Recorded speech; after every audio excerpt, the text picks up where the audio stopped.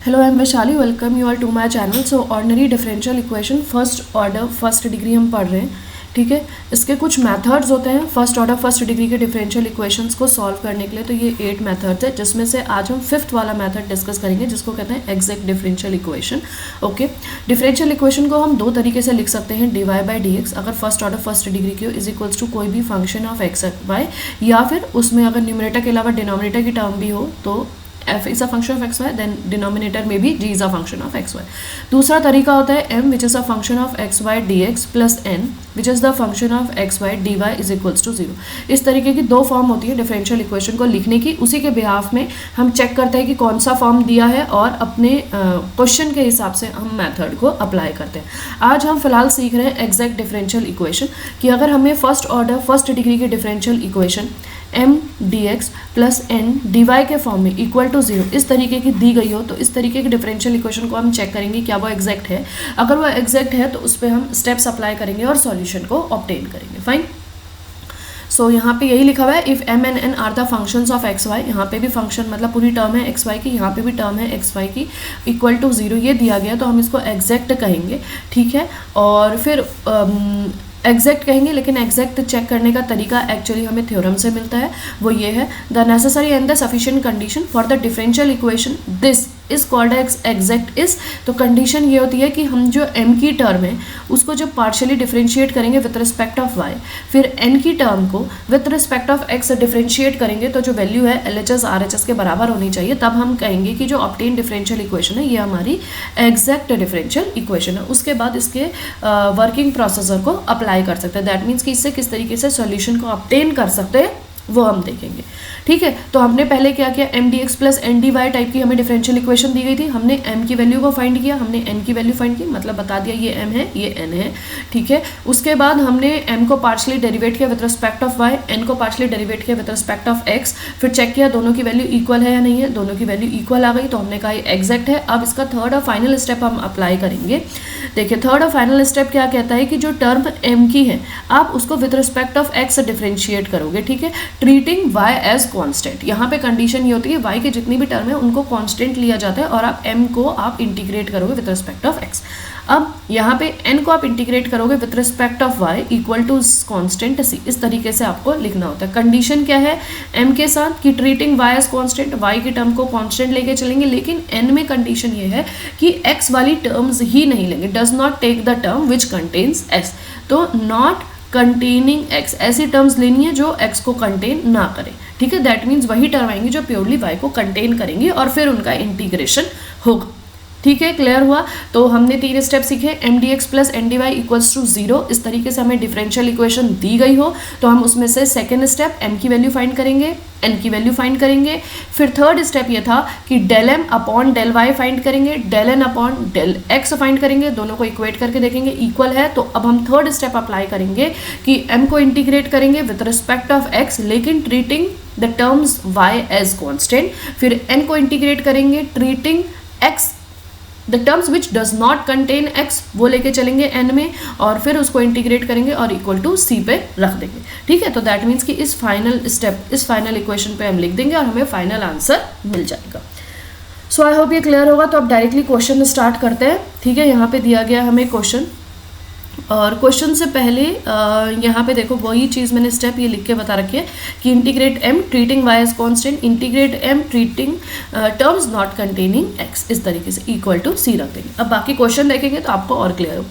देखो, इस टर्म को अगर मैं m मान लेती हूँ तो ये m डी एक्स प्लस ये हो गया n डी वाई, इस फॉर्म में हमें दी गई है। ठीक है, सो सबसे पहला स्टेप हमारा यही होता है कि del m by del y is equals to del n by del x के बराबर है या नहीं, हमें ये चेक करना है। तो हम यहाँ पे चेक करते हैं। देखिए, इसको अगर हम पार्शियली m को with respect of y differentiate करेंगे तो हमें क्या मिलेगा, 0 माइनस 4, y की जगह 1 तो x माइनस 4y, हमें ये मिल गया इक्वल टू n को देखो क्या मिलेगा, n ये है पूरा का पूरा, n ये है। ठीक है, 0 माइनस 4x के टर्म में करेंगे तो y माइनस में 4x, तो LHS और RHS बराबर है। ठीक है, अब हम m को इंटीग्रेट करते हैं और n को इंटीग्रेट करते हैं। तो देखिए कैसे लिखते हैं, m dx plus n dy equal to a constant c। ठीक है, अब m की टर्म आ जाएगी यहाँ x square minus 4xy minus 2y square और यहाँ पे आएगा dx प्लस इंटीग्रेशन में वाई स्क्वायर, एन पे ध्यान रखिएगा हमें टर्म्स वो नहीं लेनी जिसमें एक्स है, तो मैं 4xy भी नहीं ले रही हूँ, 2x स्क्वायर वाली टर्म भी छोड़ रही हूँ, directly dy is equals to constant, ठीक है। लिखिएगा भी मत क्योंकि बच्चे कंफ्यूज होकर उसको सॉल्व कर देते हैं।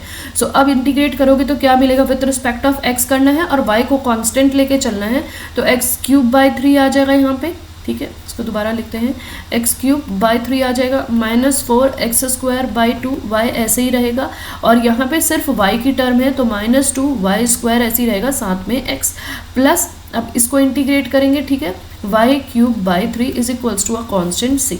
ये आपको फाइनल आंसर मिला है, इसको आप और सॉल्व कर लेंगे तो आपको फाइनल आंसर मिल जाएगा, ठीक है। This is your final step. अब मैं एक बार यहाँ पे बता देती हूँ, जो मैंने ये सॉल्व किया हुआ है वो आपको दिखा देती हूँ। देखिए, compare the given equation with M D X plus N D Y equals to 0। इससे कंपेयर करेंगे, हमें m की वैल्यू ये मिल गई है, हमें n की वैल्यू ये मिल गई है। आई होप क्लियर हो रहा होगा। फर्स्ट स्टेप ये है। सेकंड स्टेप ये है कि del m by del Y find करिए, del n by del x find करिए। हमने ये फाइंड कर लिया, ठीक है। जब ये दोनों इक्वल होगा तो एग्जैक्ट इक्वेशन हो गई। अब हम ये वाला मेथड थर्ड स्टेप अप्लाई कर सकते हैं। इंटीग्रेट करना है m की टर्म्स को, y को कॉन्स्टेंट लेते हुए विथ रिस्पेक्ट ऑफ x।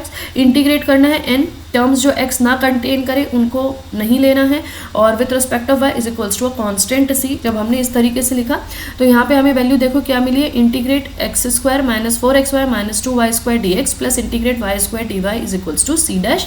अब x² का क्या होगा, x³/3 -4y ऐसी रहेगा, x²/2 -2y² ऐसी रहेगा, और x क्यों, क्योंकि पहले वाले में y को हम कॉन्स्टेंट लेके चले हैं इसलिए। दूसरे वाले में हमने x की कोई भी टर्म नहीं ली है तो सिर्फ y की टर्म आएगी, तो y³/3। अब इसमें से आप ये जो डिनोमिनेटर में है इसको देख लीजिए क्या है, 2 और 2 कैंसिल हो गए, 2 आ गया और यहाँ पे 3। सो 3 सब में से आप मल्टीपल करके बाहर निकाल सकते हैं, कॉमन करके बाहर निकालिएगा तो बन जाएगा x³ + y³ -6xy, और यहाँ पे x + y ब्रैकेट में आपको मिलेगा, तो राइट हैंड साइड में 3 यहाँ आ जाएगा, 3c डैश। 3c डैश को आप c लिख सकते हो, तो this is your final answer. I hope ये क्लियर होगा। इसी तरीके से सेकेंड क्वेश्चन भी समझिए। देखिए, सेकेंड क्वेश्चन भी हमें इसी तरीके से दिया है, m dx plus n dy। कभी कभी क्वेश्चन में क्या होता है ना, टर्म स्प्लिटेड होती हैं कि जैसे something dx plus something dy, फिर dx फिर dy, तो आप उनको एक तरीके से ऐड करके dx कॉमन लेकर और फिर dy कॉमन लेकर भी m dx plus n dy की फॉर्म को बना सकते हो। ओके, तो वो आपको चेक करना है कि किस तरीके का क्वेश्चन दिया गया। मैं यहाँ पे एक बार कलर चेंज कर लेती हूँ, फिर आपको ये वाला बताती हूँ। हमें यहाँ पे देखिए m dx plus n dy मिल गया है, ठीक है। तो स्टेप वही है अपना, m की वैल्यू ये है, n की वैल्यू ये है, तो पहला स्टेप तो हो गया। दूसरा स्टेप क्या है, del m by del y find करना है, तो यहाँ पे del n by del x find करना है। जब y के टर्म में इसको डिफरेंशिएट करोगे पार्शियली, तो ये वाली टर्म होगी, क्या होगी, y की जगह 1 प्लस x आपको मिला, तो 1 + 1/x मिल जाएगा हमें, ठीक है ना। 1 + 1/x प्लस कॉस y का क्या होता है, माइनस में साइन y, तो साइन y हमें ये मिल गया del m by del y।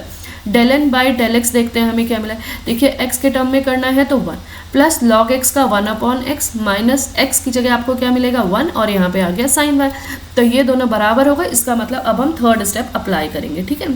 Third step आपको पता है ये है कि integrate m dx plus integrate n dy is equals to constant c, जिसमें m में y की टर्म्स नहीं लेंगे, कांस्टेंट लेंगे, और n में x की टर्म्स वाली टर्म्स ही नहीं लेंगे पूरे एक्सप्रेशन में से, ठीक है ना। सो हमारा यहाँ पे किस तरीके से बन जाएगा मैं लिख के बताती हूँ। देखिए, यहाँ पे आएगा y 1 + 1/x plus cos y, और यहाँ पे आ जाएगा हमारा dx प्लस इंटीग्रेटिंग, यहाँ पे देखिए हमें x वाली टर्म ही नहीं लेनी, तो पहली टर्म भी मत लीजिए, दूसरी टर्म भी मत लीजिए, तीसरी टर्म भी मत लीजिए, यहाँ पे कुछ नहीं आएगा, 0 is equals to a constant c। तो n वाले में कोई टर्म है ही नहीं which is free of x, तो सारा का सारा 0 इसी तरीके से डायरेक्टली लिख दीजिएगा। तो ये टर्म भी नहीं लेंगे, ये टर्म भी नहीं लेंगे, और ये टर्म भी नहीं लेंगे, तो n की टर्म नहीं आएगी पूरी, और कॉन्स्टेंट c आ गया।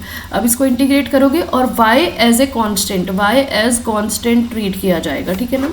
तो y ऐसे ही रहेगा, मल्टीप्लाई कर दीजिए अंदर तो x आ जाएगा, प्लस y ऐसे ही रहेगा, 1/x का क्या हो जाएगा log x, इंटीग्रेट कर रहे हैं तो log x।